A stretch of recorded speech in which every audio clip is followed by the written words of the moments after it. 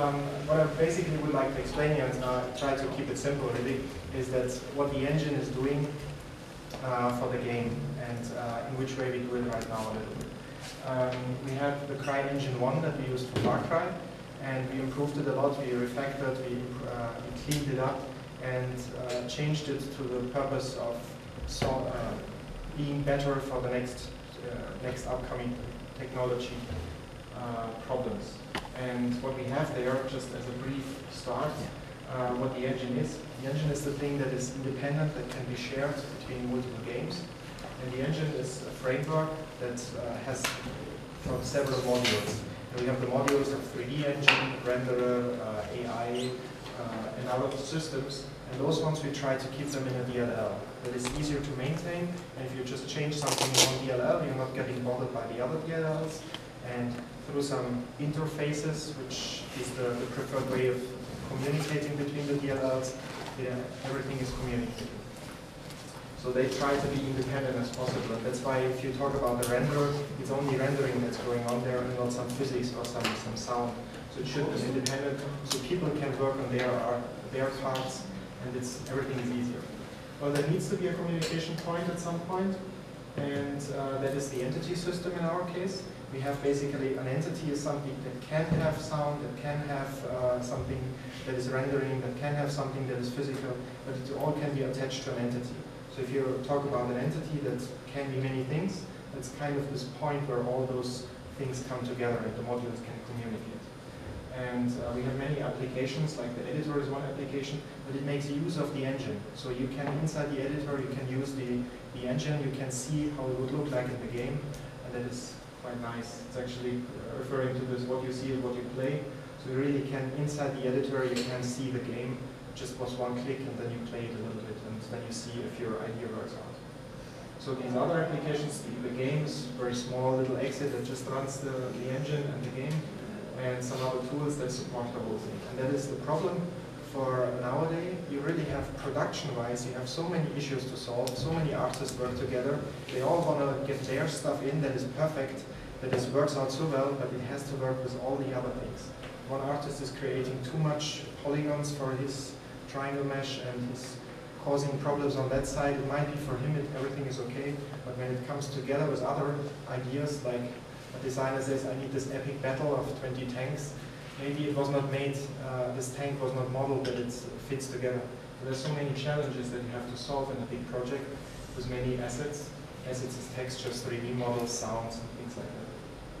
So that all has to work, and tools are very important right now. It's a whole tool chain. We have CryPuck.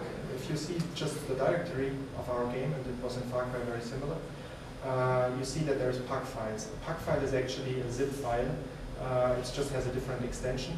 And we have our own internal system that can load those files, can deal with the compressed files, so we have the benefit of that compression. Additionally, we have, it runs faster because what the OS, the Windows or whatever, is doing is usually not a very good job on loading very quickly from individual files. If you load everything from one file, that's much more efficient. If we handle the file access within that, it's much easier. So there is a speed up because of that. And we have the compression benefit, and additionally it's easier to distribute things if they're in a pack file. So this is CryPuck, and it supports streaming from it and other convenience features.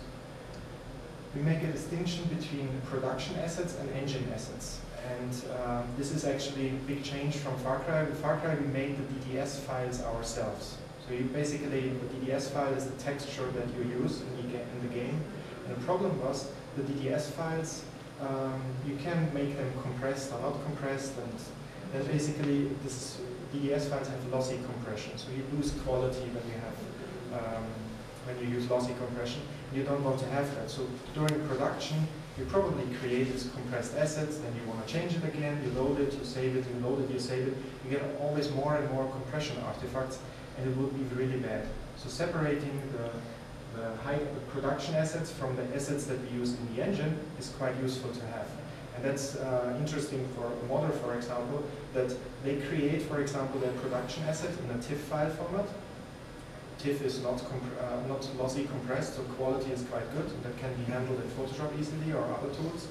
You save it out, our engine cannot load TIFF files, it converts them on the fly to the file format it uses, which is DBS. And this basically means you can separate your production assets from your engine assets, and you just say, okay, I want to have compression on for this asset, and now it compiles automatically for you, and what we use in the engine is the compressed asset. But you don't see the compressed asset constantly, so you deal with the normal production asset, and by separating those two steps, you not have the problem of destroying your own assets by just working on them, because they're constantly getting compressed. It's like working with JPEGs, constantly saving and loading JPEGs, the quality would really suffer. Rendering. Then if you want to do some shader development, this might be also for some modders interested somewhere. The pack file is pack, and inside there, there's a lot of text files, and this is how we develop the shaders. You can change them, they look like C language kind of. It's actually named, the main language that is used is HLSL. This is what the Microsoft way of writing shaders. And we have extended that a little bit with our own system, but I will not go into details here. So this is an overview. It's not accurate on the sound side right now. This is a bit outdated. But basically what happens is what I explained already, that you have the editor. The editor is communicating through several file formats to the engine through the resource compiler.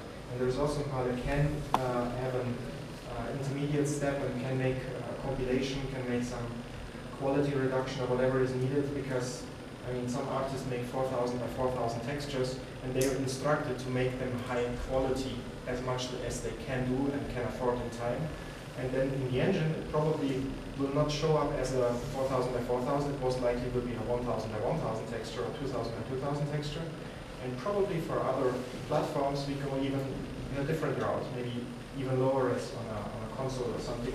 So the whole thing is structured for being used in a big pipeline of asset production. So shadows, just briefly to say what we changed since Far Cry.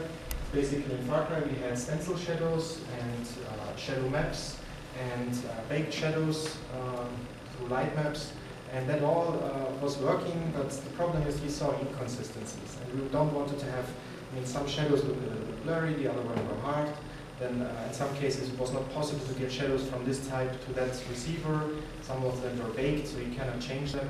That all caused problems. And